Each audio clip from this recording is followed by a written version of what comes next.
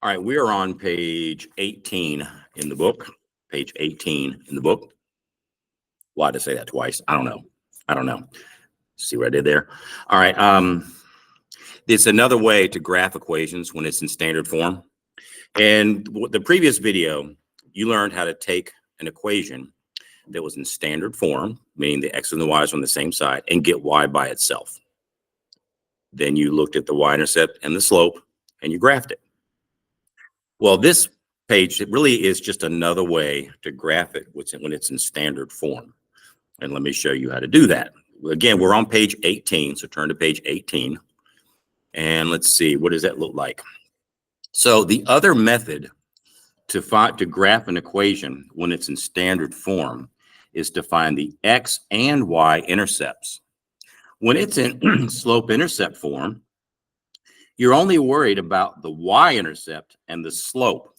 But if it's in standard form, you have to rearrange the equation to get it in this form, which is usually okay, but I'm going to show you another way to do it. All right, the x and y intercepts, it makes sense. The x-intercept is just where it crosses the x-axis. The y-intercept is where it crosses the y-axis. That makes sense. So I'm going to show you how to find it, but I'm going to show you a way that's a little bit easier to organize. But here, to find the x-intercept is you substitute 0 for y. Okay, because when you're on the x-axis, the y-coordinate is going to be 0. To find the y-intercept, what do? I bet you figured it out. You substitute 0 for x. Okay? Now, they do some examples where they find the x and y intercepts when it's in slope-intercept form. I think that's dumb because you would not use this method of x and y intercepts if it's already in slope-intercept form. If it's already in slope-intercept form, you're going to say that's your y-intercept and that's your slope. Your slope is -1. You would not find the intercepts. This is already in slope-intercept form. You would go to 5 on the y-axis, and you would count down 1 over 1 for the slope, and you would draw the line. So there's really no sense in finding the x and y intercepts if it's in slope-intercept form. That's dumb. I would just use the slope and the y-intercept like you're used to. Where you're going to use x and y intercepts is when it's in standard form like this. Standard form. That's it. That's the type of problem where you would use the intercept method. All right, now this is how I do it.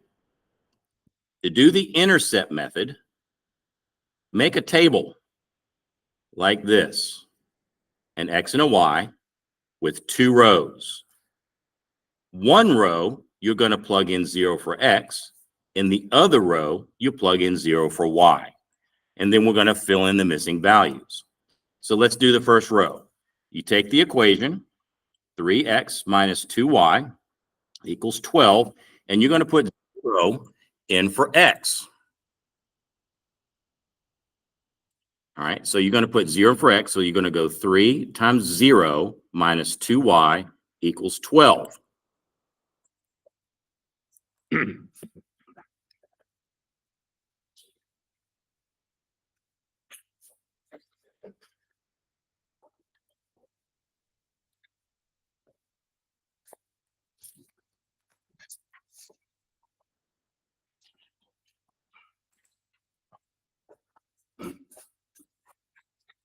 Okay.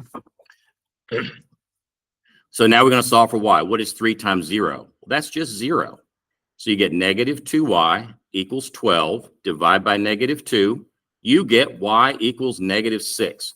So go back up to your table and put -6 in for the y on the row where you plugged in 0 for x. Now, how do you fill in this row?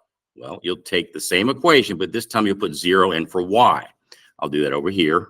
So 3x minus 2, put 0 in for y. Okay. Now 2 times 0, anything times 0 is 0. So you can just drop that, cross it out. So I have 3x equals 12, divide by 3, and I get x equals 4. Okay.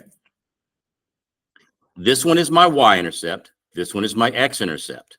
Why is this one the y-intercept? Because x is 0, the negative 6 is y.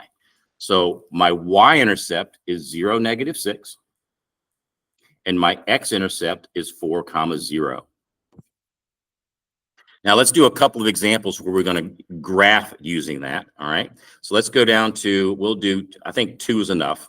We'll do numbers 7 and 9. We'll do numbers 7 and 9. That's all we need to do. So number 7, let's make our table. We're going to find our x and y intercepts. So x, y, make 2 rows, 0 for x on one row, 0 in for y on the other. All right, let's plug in 0 for x.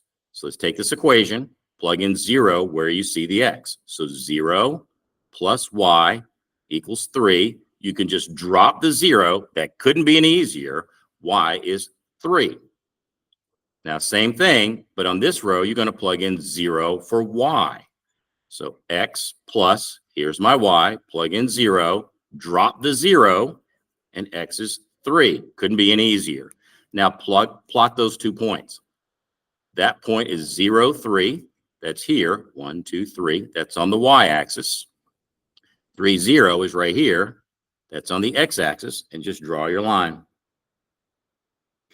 Now remember, the other way to graph that is to get y by itself and put it in slope-intercept form.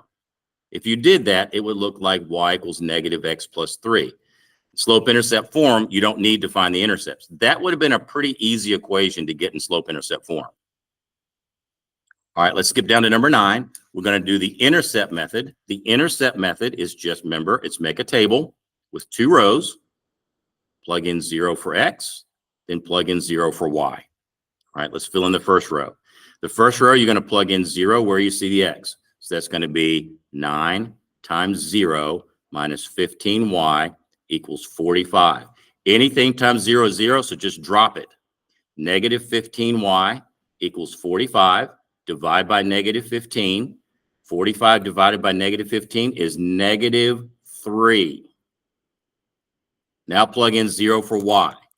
So 9x minus 15 times 0 equals 45. Anything times 0 is 0, so you can just cross it out because that's just 0. 9x equals 45, divide by 9, you get x equals 5. All right, so those are my intercepts, 0, negative 3, and 5, 0. So just plot those 2 points. 0, negative 3 is right here, 1, 2, 3. 5, 0 is right here, 1, 2, 3, 4, 5, right there, and just draw a line through those 2 points. That's how you do the intercept method.